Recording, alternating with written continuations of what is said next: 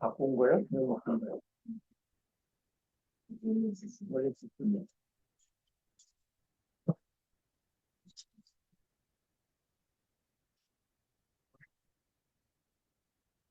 저번에 우리 사업이 아, today we will cover the inverter system. Somebody open the mic. If there's a problem, can you come up?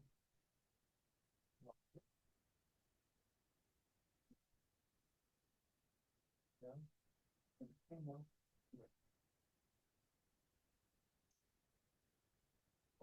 Three was out. 스피커도 같이 스피커 쳐야 되는데 일단 뭐 교수님이 온라인 수업하는 거죠? 이건 그냥 그 현장도 되고 온라인도 되고 그래가지고 얼굴 안 나와도 됩니다. 얼굴 안 돼. 그래서 지금 그거 해놨거든. 모바일 모바일 보안 아, 카메라 지금 내가지고 파일 너무 빡세다.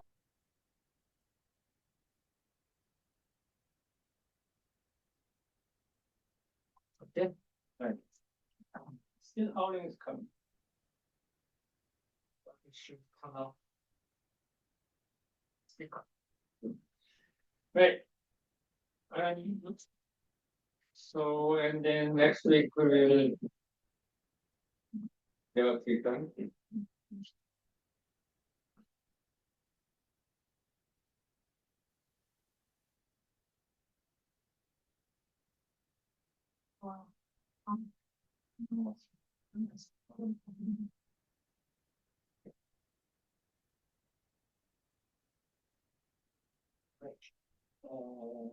Next week we will go on to project midpoint presentation. And then 2 weeks time there will be a guest lecturer. Professor Na was Navy officer for a long time. See, nowadays there are more attention is going for Navy battleship expert or MRO. You may heard about it. Okay, any question? Schedule homework or written exam? No. Then we can go on to the schedule or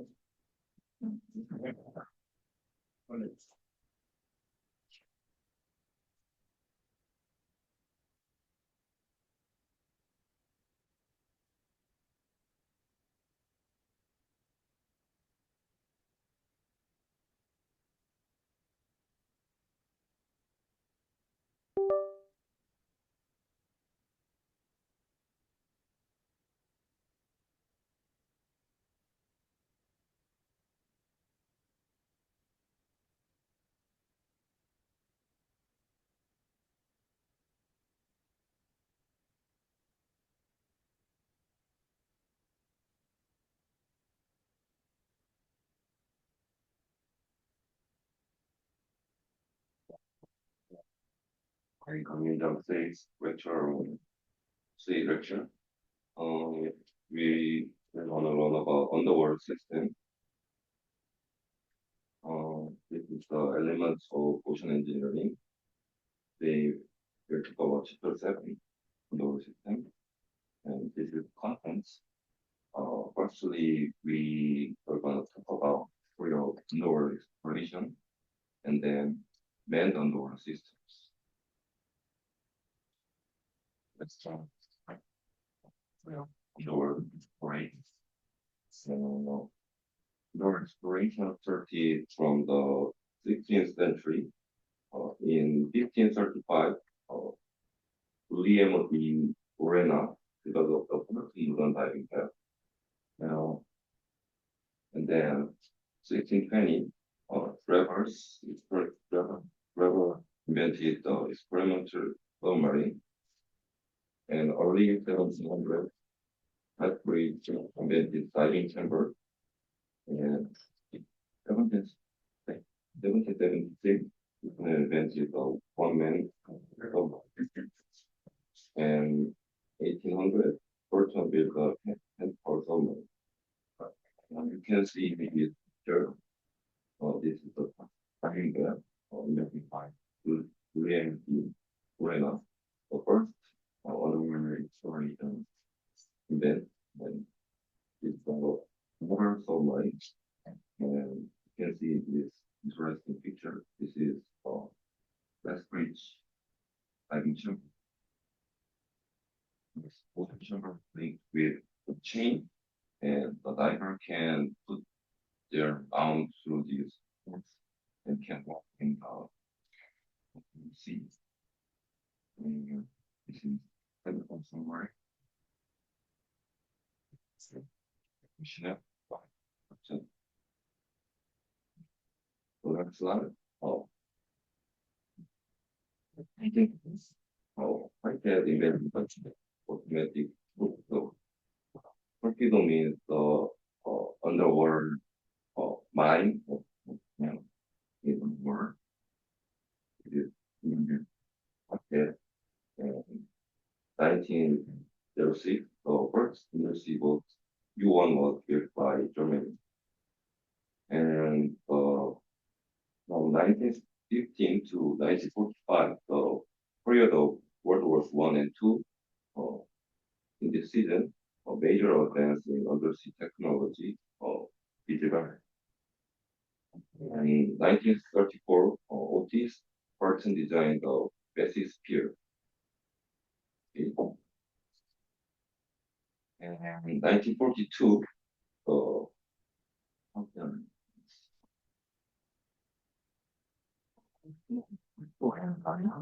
effective government, constrained underwater rest apparatus, acronym of SCUBA. And 1954, the first nuclear submarine, USS Nautilus, was launched. And 1960s, another revolutionary for subsea research is that for submersible and remotely operated vehicles and underwater habitats. And this is the picture of SCUBA and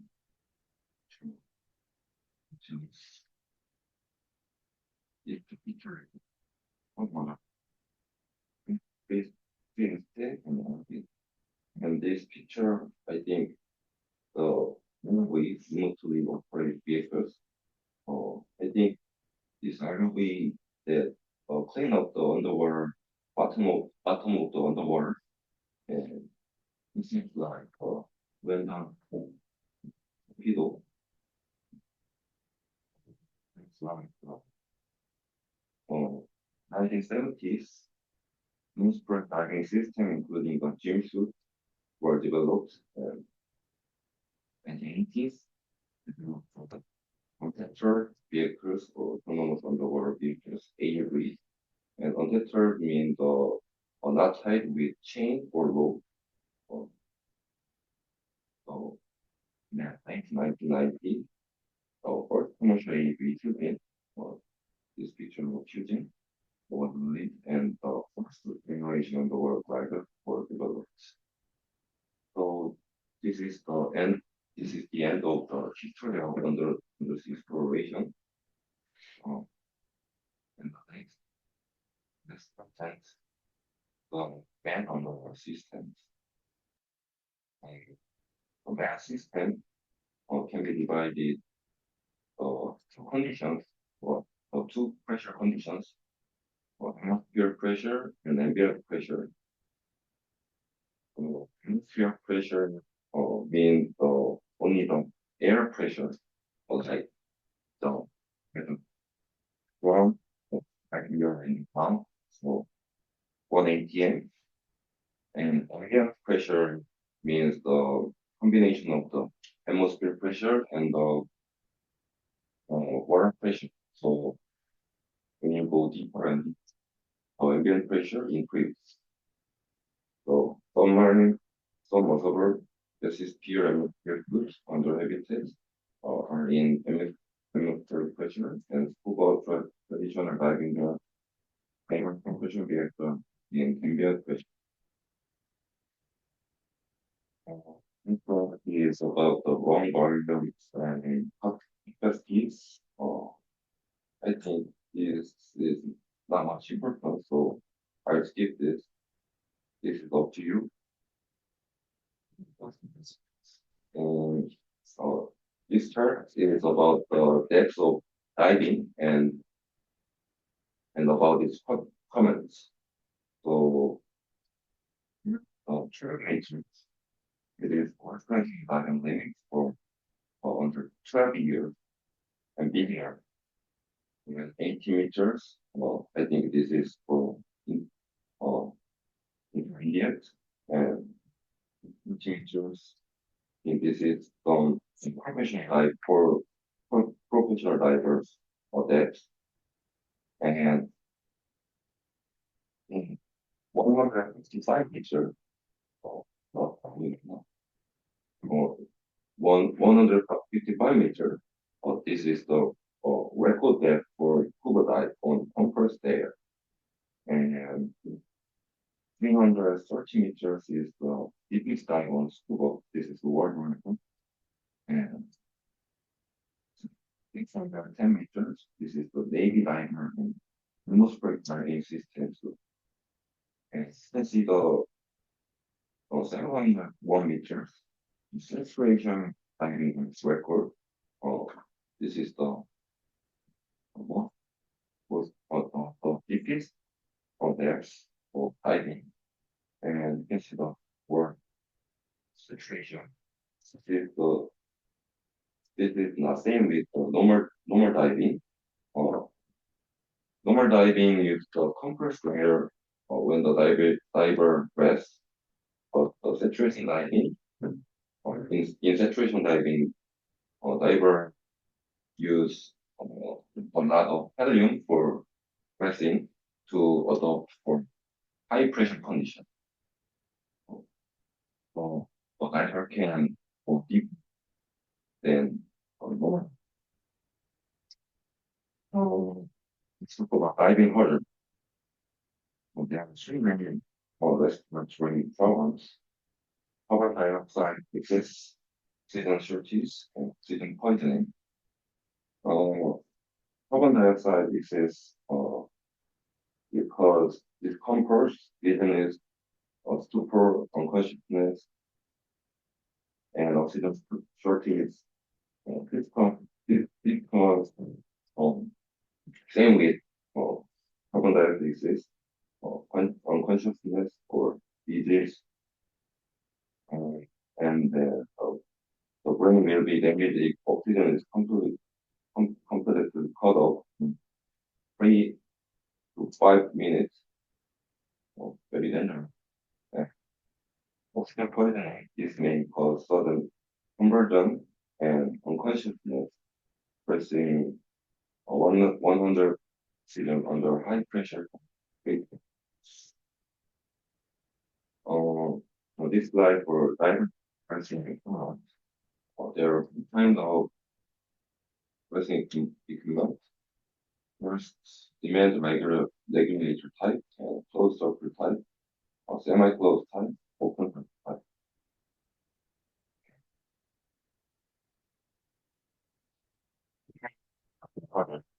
So about COVID-19 problem. Before we talk about respiratory problem, in the expression-related problems, there are two problems. Decompression sickness, narcosis. So, compression sickness is the amount of saturated enough gas comes out of blood in the form of bubbles, cause rashes, blood circulation, and dirt body tissues. And gas possess nitrogen and distinct static properties when the pressure is sufficiently high. This causes decline, loss of senses, and movement numbness. Both the only treatment is recompression. This is the picture of saturation diving and diving there. Let's talk about submarines. This is modern military submarine. In part, the Dango class is the diesel submarine. It is 1,200 tons, and not in this picture. Sonori class, this is the also diesel submarine, and this some more than Dango class is 1,800 tons, and Typing class is nuclear submarine. So picture. So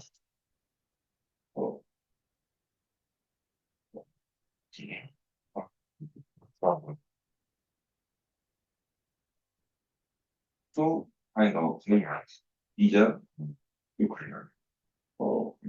Diesel submarines were used to propel a submarine on those speeds and to charge electric transport battery.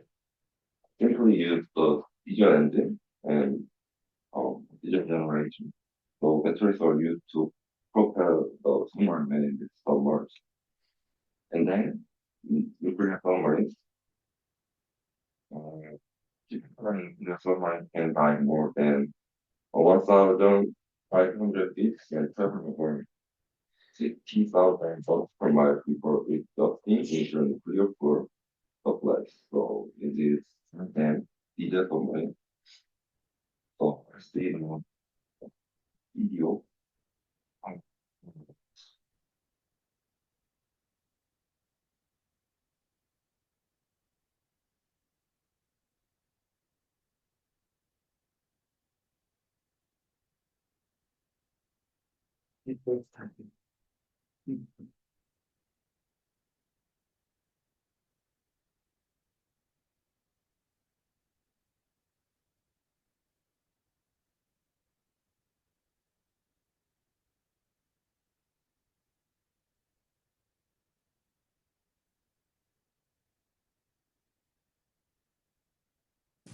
A submarine has a sleek cigar-shaped body that enables it to move swiftly underwater. A pressure hull made of high-strength metal contains the submarine's crew, machinery, and most or all weapons, preventing them from being crushed by the pressure of the water at deep depth. A submarine has tanks built into the bow and stern called the main ballast tanks. The sections of the bow and stern containing the tanks are not usually surrounded by a pressure hull. In order for the submarine to dive, the main ballast tanks are flooded with seawater. The added weight causes the ship to lose its ability to stay on the surface of the water, and it submerges. Movable surfaces on the outside of the submarine control its movement beneath the water. These surfaces are horizontal diving planes and vertical rudders at the stern, and a forward set of diving planes either on the bow or on the sail structure. To dive, the diving planes at the stern are tilted down. As the submarine is propelled forward, the flow of water over the tilted planes causes the submarine to glide downward. The rudders steer the ship. Crewmen can turn a rudder to the left or right to make the submarine change course. To move the submarine upward, the stern diving planes are angled up. The diving planes at the bow or sail are used to help keep the submarine at a precise depth while near the surface, especially when launching missiles or when raising an antenna or periscope above the surface. To resurface, water is blown out of the ballast tanks by compressed air so that the submarine comes up through the water.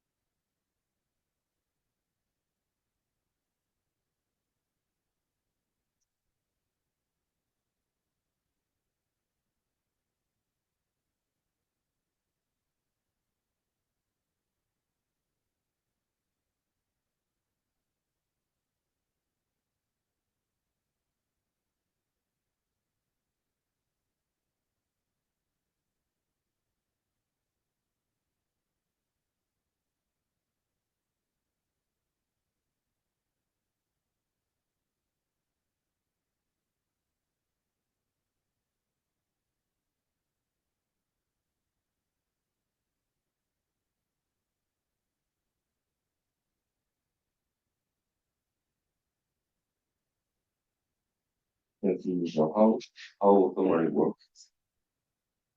And this is the picture of non-military submarines.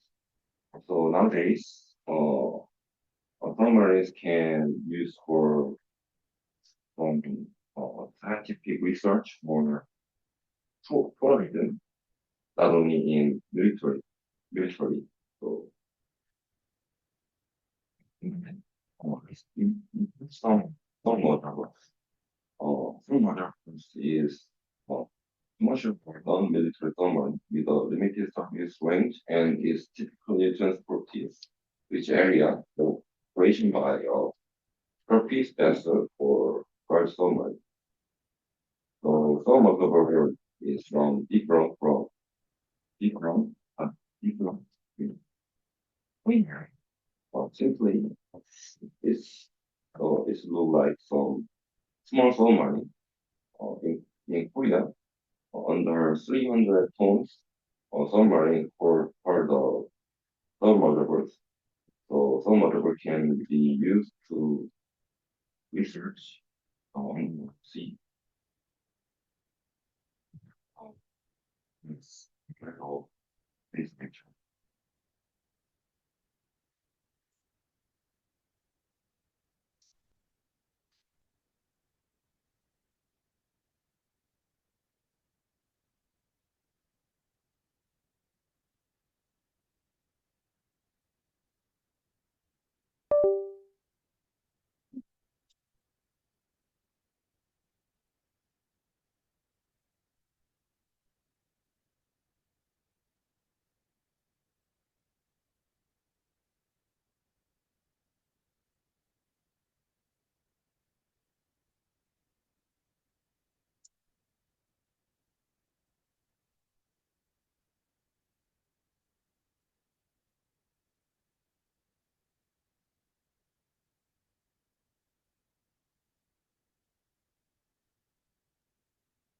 Second part.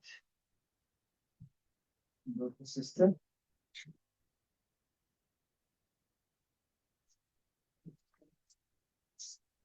We're covering the textbook 2.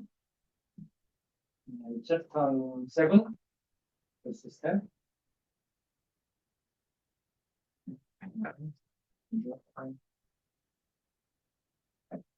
And second part is about unmanned underwater system, usually for ROV and AUV. There's a differences and similarities. So unmanned system categorized by ROV and AUV, and there's a hybrid of two systems. So ROV and AUV is the main difference is that tethering.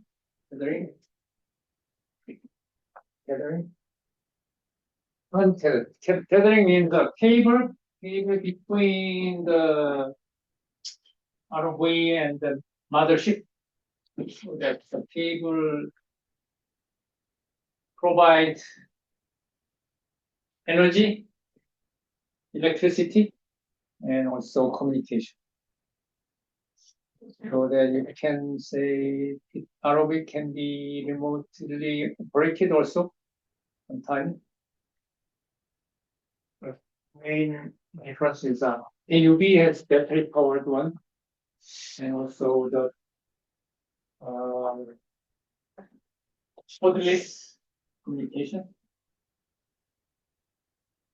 There is a more detailed item, something like underwater glider. Sometimes the ROV is having a cable, so you can say sometimes it is towed without.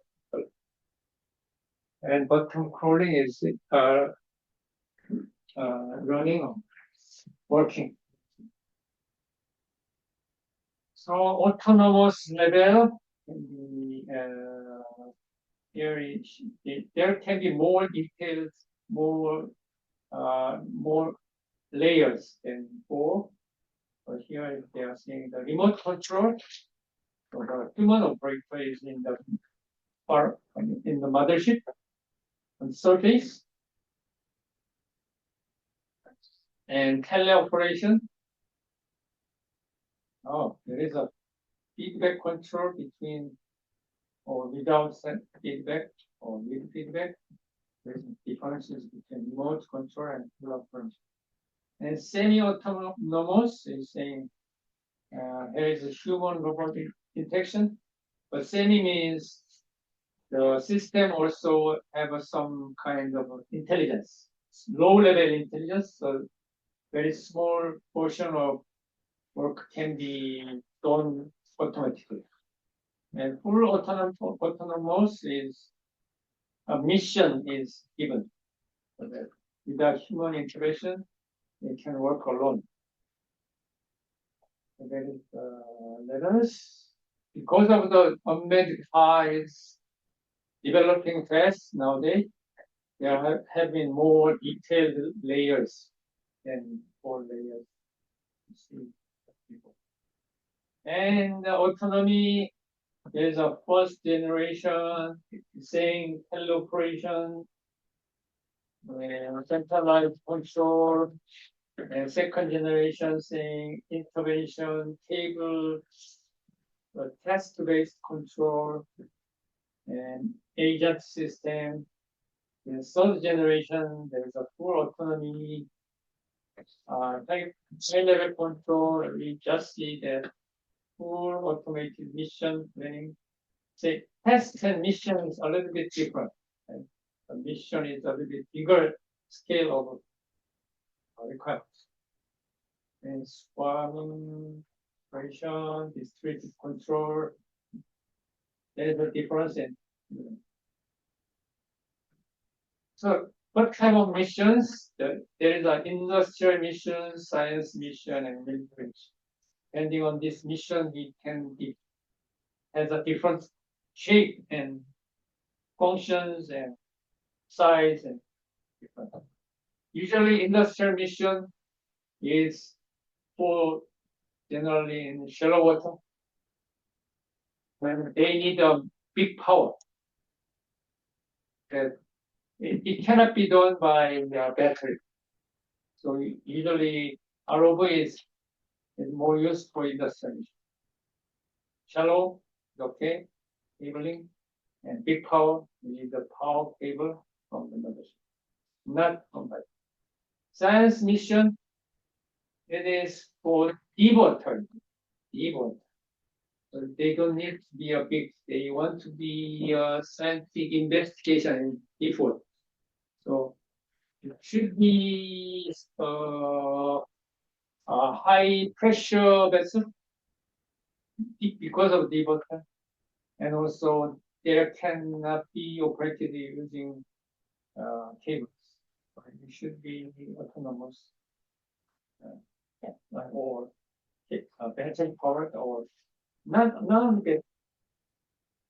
right battery powered. And military missions, depending on the situation, but it has as we see the submarine, nuclear powered submarine or diesel submarine. You see that it has a main engine and also underwater they use battery power. And also size also different. Nowadays drones, underwater drones are more used. Industrializations, hydrocarbon, oil and gas field development. Now it comes becoming deeper water, something like 1 kilometer down, to make such a operation in the underwater well head and piping in the depths of 1 kilometer. So still they use ROV or sometimes AUV depending on the situation. And CO2 storage system too, and renewable energy, and also shore underwater construction. The right hand side is a shore construction, but can be a shallow water or renewable energy powers for the tidal power generation. Right. Science mission, oceanography, research, environmental monitoring, bathymetric survey, and archaeology too. So it usually good people for long time, takes long time, and also devoid.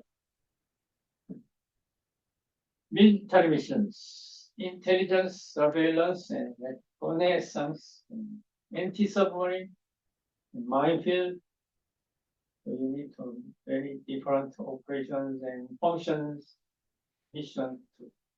There are differences, many different shapes and heights and vehicles as well.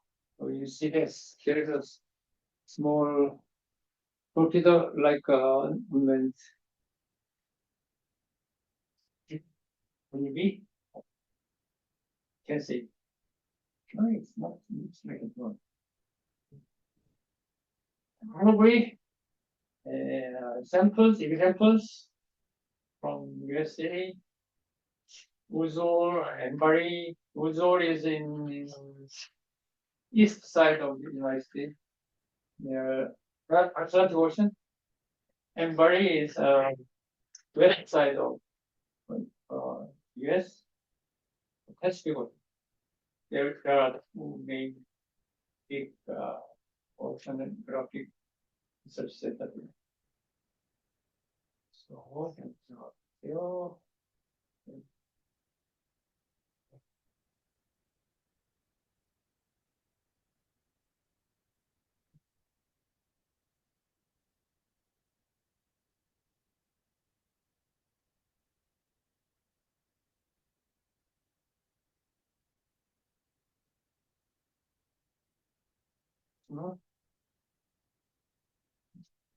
I think next time we should change this one.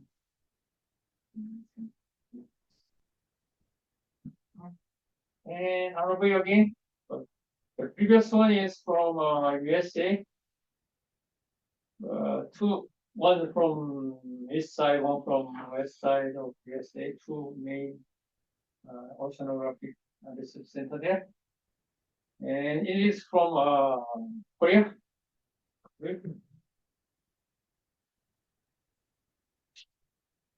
Same organization, but has a different size and depth of the water. So right hand side is very small, but it is specialized for deep sea mining or manganese modules. Left hand side is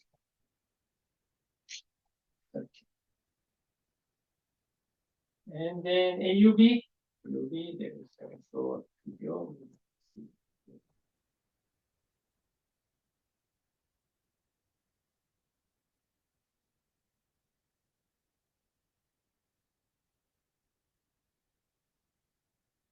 Than that. It takes about 2 hours for the bluefin to reach the bottom, where it can operate for another 16 hours. It scans the ocean floor as if it's mowing a lawn, using side-scan sonar. On board the RV Resolution in the Boston Harbor, we've come here to see for ourselves how the bluefin AUV operates. AUVs like the Bluefin 21, they're the tool you would use to conduct a wide area side scan survey in ultra deep water. Will O'Halloran is a marine operations engineer for Bluefin Robotics, which designs and builds these autonomous underwater vehicles in Quincy, Massachusetts. If this were a mission, a real mission, what would it be doing? So the next thing that would happen is the radio instructions would be received to that red antenna there. The vehicle would say, okay, I'm going to start this mission. The propeller would spin up and then it would dive. Here in the Boston Harbor, the water is only about 40 feet deep, which is easily manageable for the bluefin because this autonomous vehicle is used to working in depth several miles below the surface. The Bluefin 21 can dive about 2.5 miles, but Flight 370's wreckage in the Indian Ocean may be deeper than that. It takes about 2 hours for the bluefin to reach the bottom, where it can operate for another 16 hours. It scans the ocean floor as if it's mowing a lawn, using side-scan sonar, which identifies objects that stand out from the seabed. When it's working with the side scanners, it's not actually taking pictures, right? No. It's measuring sound. Correct. What it's doing is it's converting sound to electricity and then turning that electrical value into numerical values. It's then turned into an image. When it returns to the surface, scientists download the sonar data to computers. The results may look something like this. And what we're looking at here, for example, this is a shipwreck in Boston Harbor, so you can see how it's different than the area around it. You can see there's parts of the steam engine right there. And if something catches their eye, the Navy will send down a high-resolution camera on the Bluefin 21. It can take black and white photos.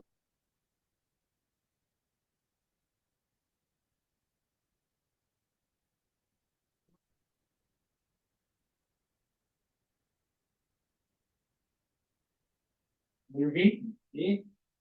Also, there's another from USA. You see that the size, diameter, length is only 1.6 meters. It's short, right? And weight is 37 kilogram. Operational depth is only 100 meters. Endurance, because of the battery, it's only 10 hours. Right hand side is from Norway, smaller, a little bit bigger than left hand side. Weight is 800 kilogram. Operational depth is 1 kilometer. Endurance is 24 hours. Much bigger than left hand side. And this one is from Japan, left hand side. Oh, this is weight of 10 tons. And maximum operation depth is 3 kilometers, more than 3 kilometers. And where is the endurance? There is no endurance. Right hand side is with the Korea. It is small. Only 20 kilogram and depth is 100. Right. So the glider. Oh, there's the video.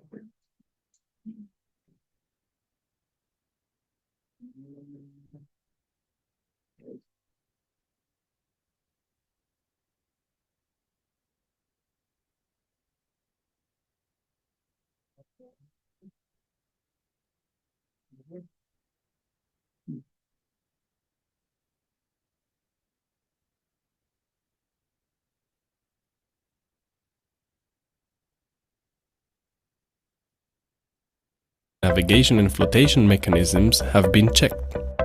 Inflating the bladder allows the tail to rise up and receive the operator signal.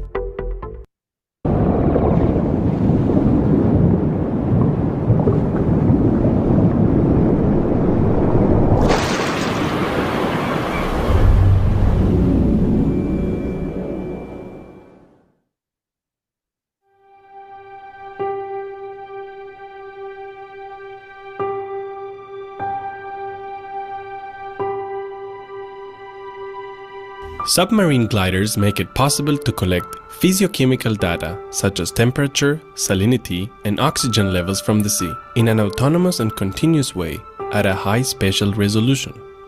So SEAB has a fleet of gliders taking samples continuously in the Mediterranean Sea with the objective of obtaining data, so its characteristics may be studied and small-scale variability solved. But do you know how a glider works?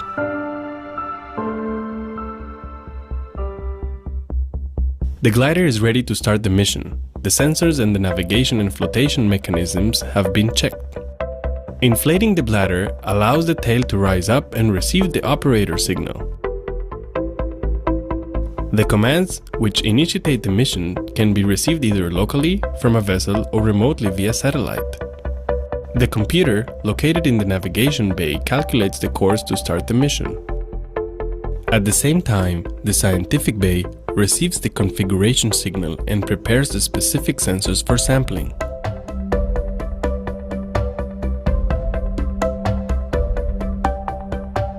The computer, located in the navigation bay, gives the command to move the battery towards the bow and retract the piston, which will permit immersion to begin. During the immersion, the glider is set to collect scientific data. The CTD allows depth and salinity measurements to be made. The fluorometer allows chlorophyll levels to be estimated. The oxygen sensor determines the concentrations of this molecule in the water column. All the data recorded by the sensors is stored on a hard drive. During the immersion, the navigation data is also registered. In shallow waters, the altimeter is used to avoid collisions with the seabed. When the seabed is detected or the depth objective is reached, the navigation bay gives the command to start the ascent. During the ascent, the glider continues to collect data measurements for temperature, salinity, and chlorophyll. The glider makes ascent and descent movements in the water column of between 0 and 1000 meters. On missions which can last up to 2 months, covering 24 kilometers a day in any meteorological conditions. It's not so exact, but the glider does not have any propelling power, usually. So they are using their own buoyancy difference. So by differentiation of buoyancy, it can submerge very slowly. But there is a wing, as the flying gliders too. Flying gliders, they don't have a propeller there. They just really moving using the wind or just their wind. So similar concept there.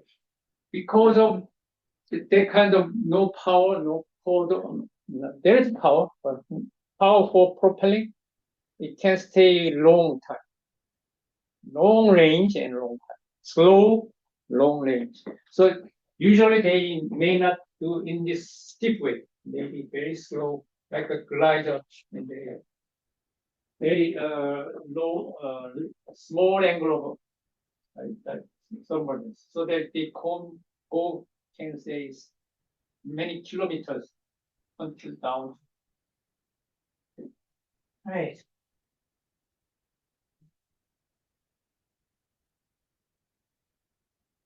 And then when over the surface, they can send the signals, the data collected to the mothership or mainland. The collection is in on the altar and they collected, and so you see that it is, where is it? Probably Atlantic Ocean, and they glider goes to the whole ocean. And there's a glider tool from USA. The way you see size, it's very small, 50 kilogram, and operating depth is 1,000. But you see that the operating range is 5,000 kilometers. So 5,000 kilometers you may reach, it can go to the Atlantic. That's from the right hand side. Also another web research, and then similar size, similar depth. Endurance, they are saying 30 days if you use electric.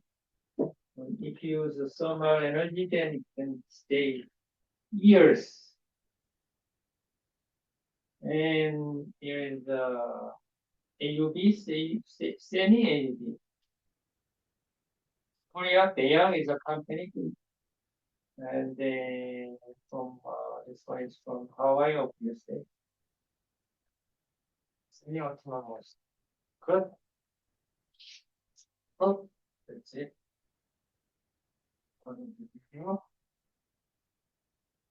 Right, yes, sir. No question. Everyone. Right. I thought the PDF file, do you want to use this one or with specific?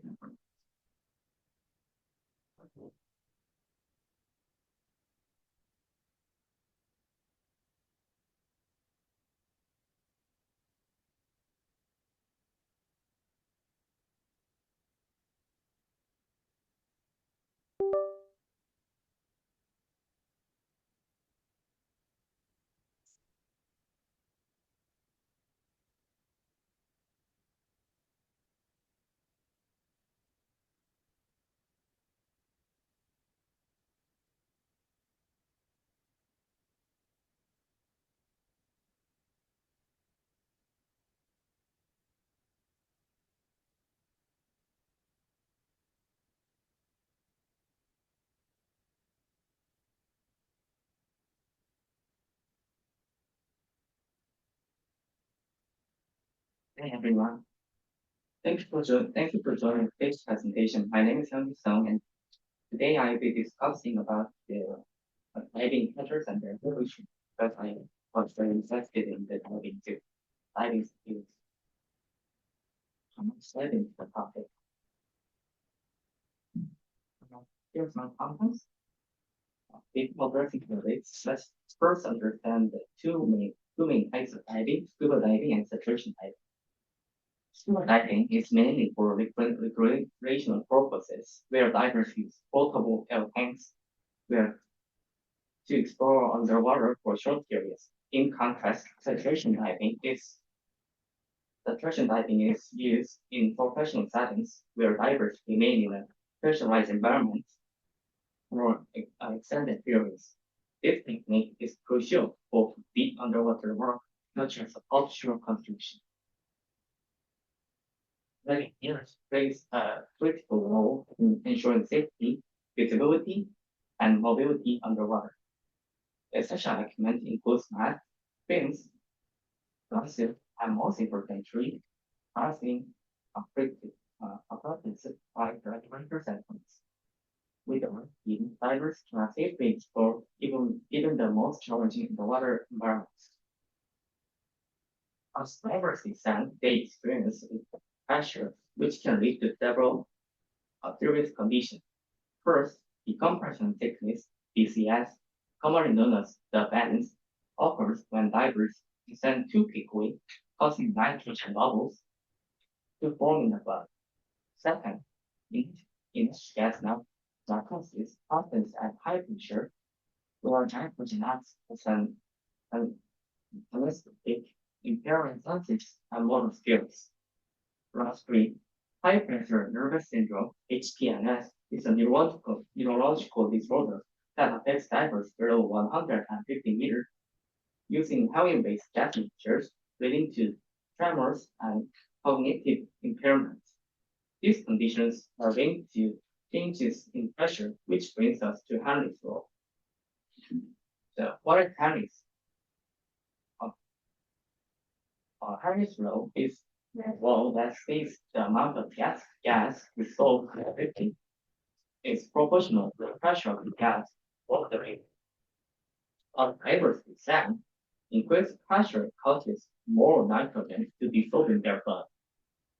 If they ascend too quickly, the rapid pressure change causes nitrogen to come out of the solution, forming bubbles which leads to decompression and thickness.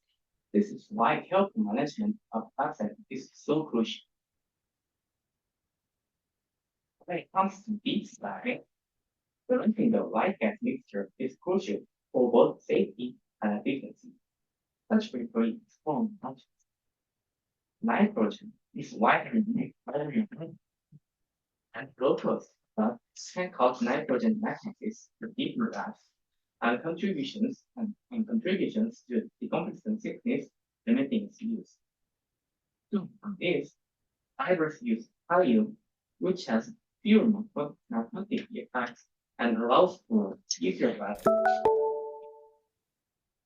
breathing. It can lead to hypothermia. It can lead to hypothermia and hypertension syndrome at the same time, and it's costly. Hydrogen is another alternative, offering minimal anesthetic effects and reducing hypothermia rates. Its explosive nature makes it challenging to handle safely. For specific dyes, mixtures like primings, aliox, hydroxy, and hydrox are used. These blends help minimize necrosis, toxicity, and HPNS while ensuring efficient pressure. In summary, selecting the right gas mixture depends on dye depth and purpose. Now let's move on to comparison, comparing open circuit and closed circuit systems. There are two main gasoline systems used in diving. The open circuit system releases exhaled air directly into the water, producing bubbles. This is simple but consumes a lot of gas. On the other hand, the closed circuit system, or we call it reactor, recycles exhaled gas, greatly reducing the gas consumption. However, it involves more complex equipment that requires careful maintenance. To avoid sickness, a person must send rolling, making decompression start the wrong way. This allows soap gases to safely leave the body. Modern night computers monitor depth, time, and ascent rate, providing real-time alerts to help divers manage their ascents safely. In deeper professional dives, diving mills are used to transport divers safely to great depths while maintaining pressure. The umbilical supplies essential resources like running gas, power, and communication. The bell stage stabilizes the diving bell above the water, ensuring safe entry and exit for divers. These systems are vital for deep sea exploration and underwater consumption. Now, let's review some of the key concepts we've covered so far with a few questions. One simple question: what are the names of the A, B, and C in the diving systems in diagram? Anybody? A is diving bell, B is bell stage, Yeah. C is umbilical. Yes, you're perfect. Where is your name? Okay.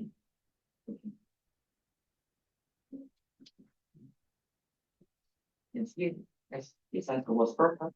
The A was diving bell and B is that bell stage and C. Next question. What is the phenomenon? What is the symptom of the conditions we described here, a neurological and physiological disorder that occurs when divers descend below 150 meters using a helium-containing gas mask. And I guess, yes, that's true. The answer is hyperpressure nervous syndrome, and I just gave the exact same definition here. I will not talk much about this. So let's move on to the discussion session. Let me now let's discuss how can decompression sickness be treated. using high pressure oxygen chamber. Yes, of course. That's a good idea. Any other thoughts? Weighing down the patient, Mhm. like flatly weighing down, thickening their line to help them maintain the blood flow to lower the risk of bubbles. Yes, and making patients to rest in a good place is also good. Also good. Yes, the main thing.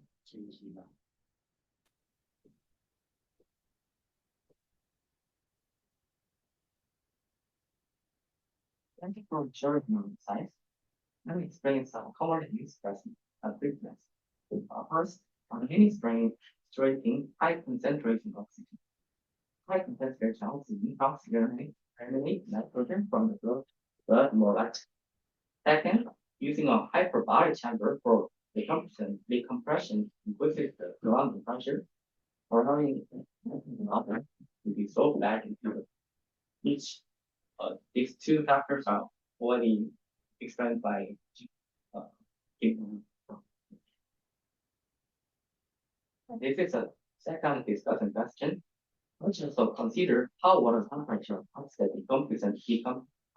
decompression sickness. Who is more likely to get decompression sickness, divers in warm or cold water, and why? If the other conditions were considered to be unsafe. Yes. I can see in this picture, solubility of the gas is more higher in the lower temperature. So the divers can the nitrogen and dissolve in easily in the lower temperature. So cold water would be more not good.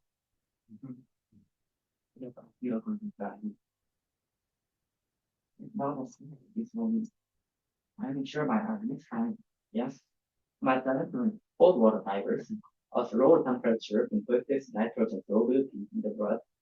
In warmer water, the concentration of nitrogen is lower, reducing the risk of bubble formation during sex.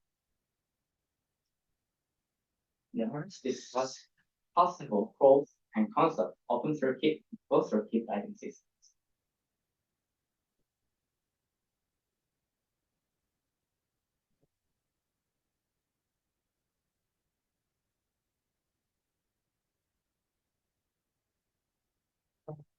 Pros and cons of open circuit systems.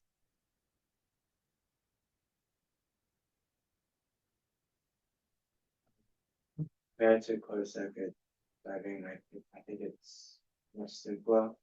So less trouble will happen, and it's just simpler, you lower initial costs, and it'll be easier to learn than closed circuit.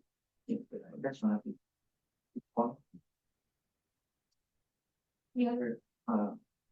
Any other pros or cons of open circuit systems? Maybe it's practices. The disadvantage of the circuit is maybe it's hard to maintaining the gas. The gas is going to. Yeah, because of the volume. Gas consumption efficiency is very bad for the open circuit system, and this is definitely a con. And what about the closed circuit systems advantages and disadvantages?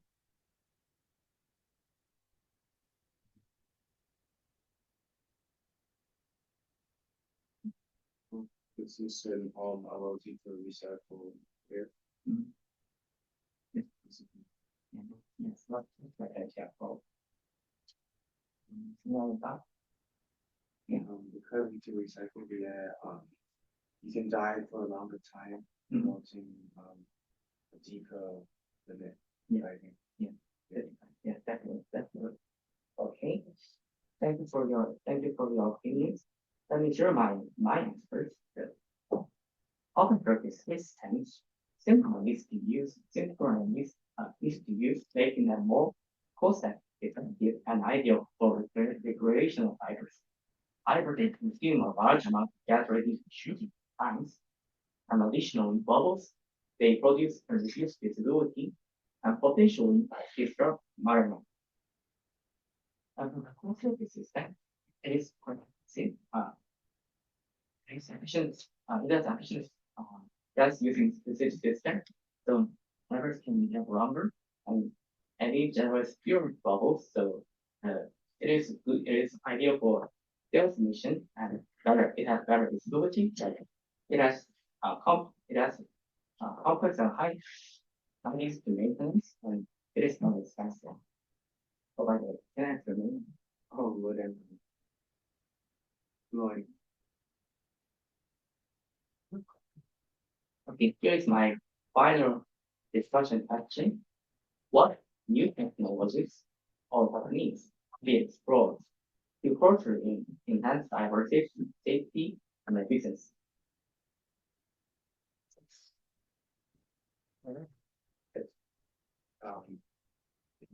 to use spine or like wearable sensors to track your vital signals that you can look at or like danger underneath the ocean. And I can also use VR to like train the tool and go inside, which will lower the chances of danger. Where you can adapt AR with the helmet so that potential like hazards can be detected from the helmet so that the diver can be know before it gets to you. So I was gonna say maybe invest in like times we can regulate the pressure in it. That way divers can have an experience of diving deep without actually going very deep down.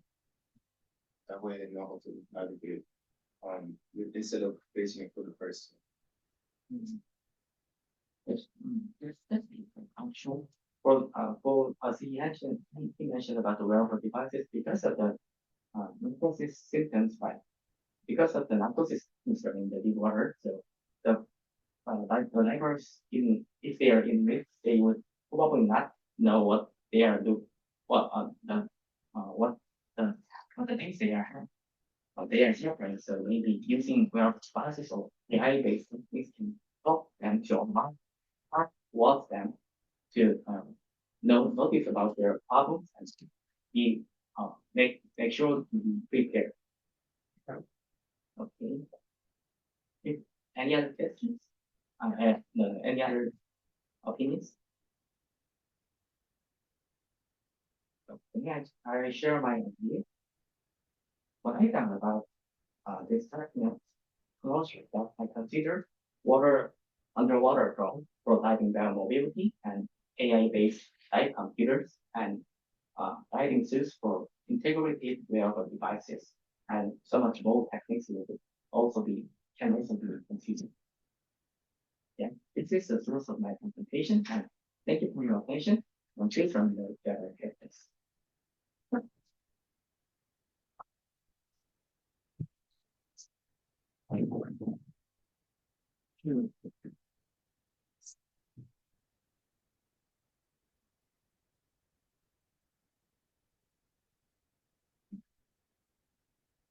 This question for you.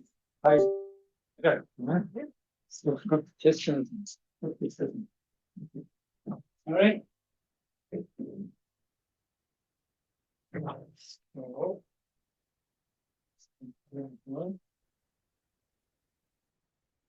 Next week will be some presentation. Okay. And starting from Team 4. team. So you start from team one, this time starting from team four, right? And finally, qualification will begin starting from how many? Seven? 6, 7, 7. Second, no, team three. So start from team three, right? And then final presentation will start from team five. Okay, starting. Okay, questions? No, let's see.